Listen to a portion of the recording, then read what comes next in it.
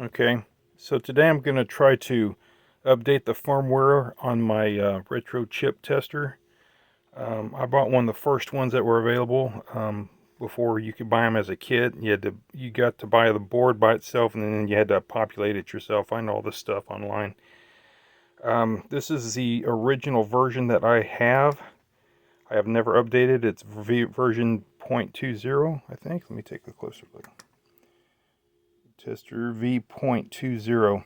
So I'm going to be updating to the latest that's available. It's a beta version, but it's supposed to be good. This thing has very limited capabilities right now because the firmware is so out of date.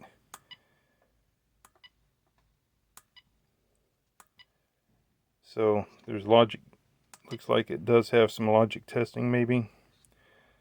But the RAMs is what I need. I want to test these 4027 and 4015 RAMs from the Gremlin head-on board that I'm working on, and this version of the firmware doesn't support it.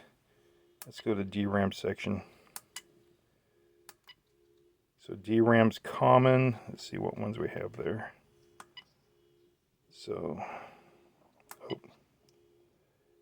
DRAM's common, okay.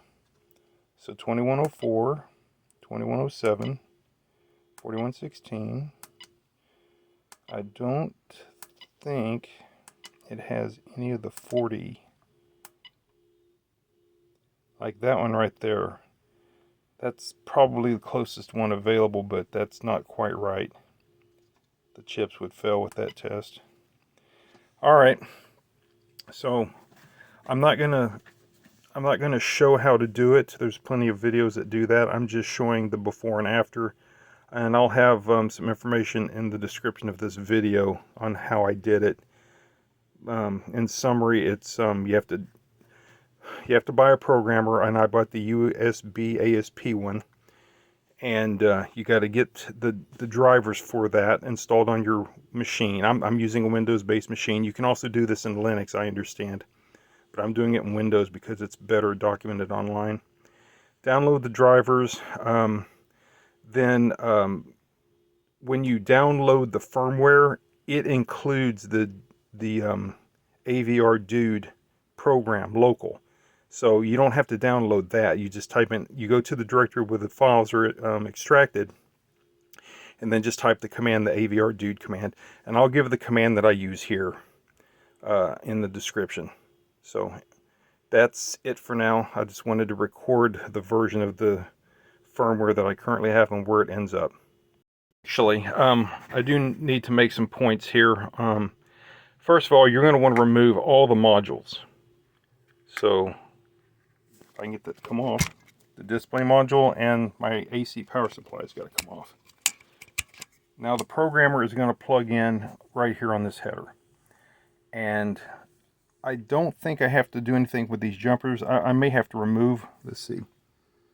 Yeah, I have to remove the power jumpers that, the jumpers associated with the power. There should be two of them. I've got to figure out which ones those are though. Anyway, I think it's these two. It's J1 and J4.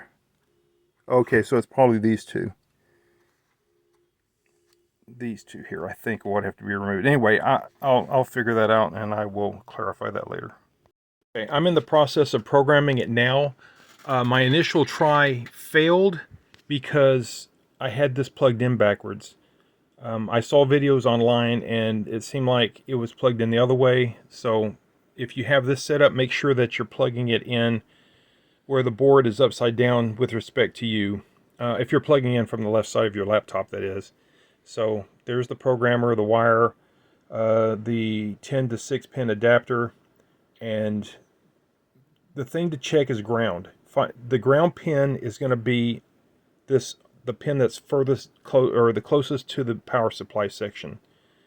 Notice nothing's plugged in. The computer's supplying the power. This light, the power light, will come on when you have it oriented right. It will not be on if you have it oriented wrong. That's why that was the clue for me.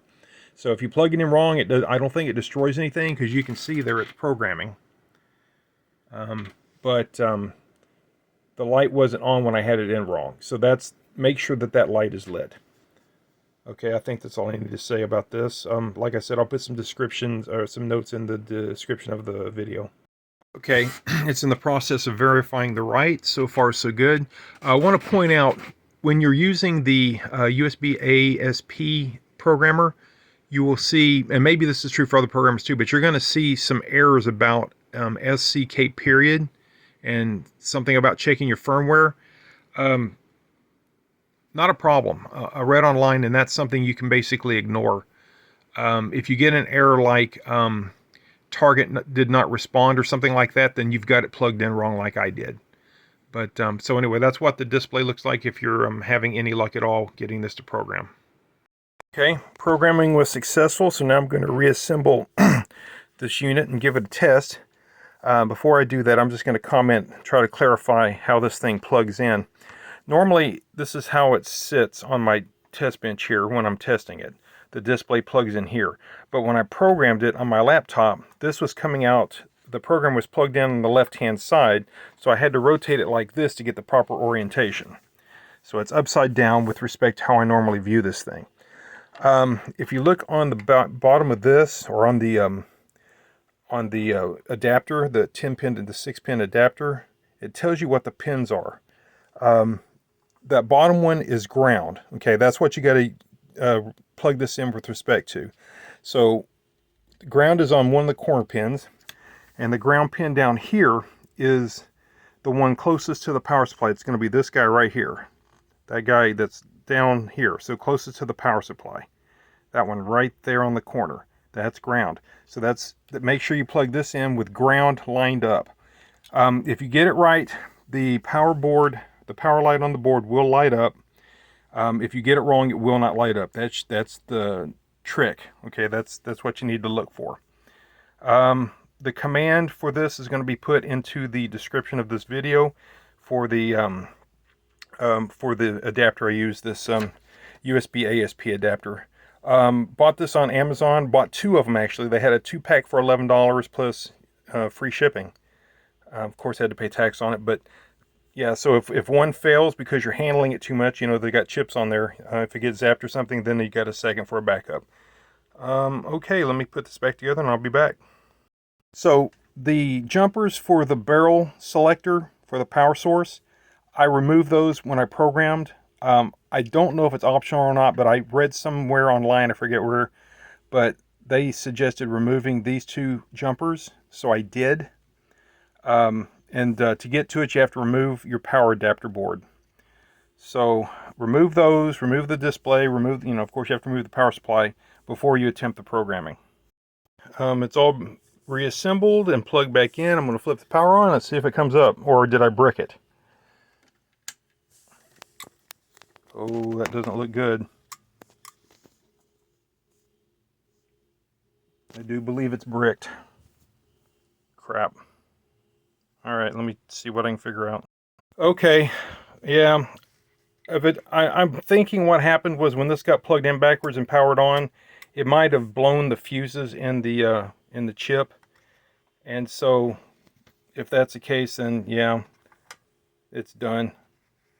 I'll have to reach out to the Stephan guy that designed this and see what he knows and see if he can tell me anything, but it's not looking good. I guess it would still program successfully, so I thought it was okay. Alright, well anyway, that's it for this video. I no longer have a tester. Shit. Alright, thanks for watching.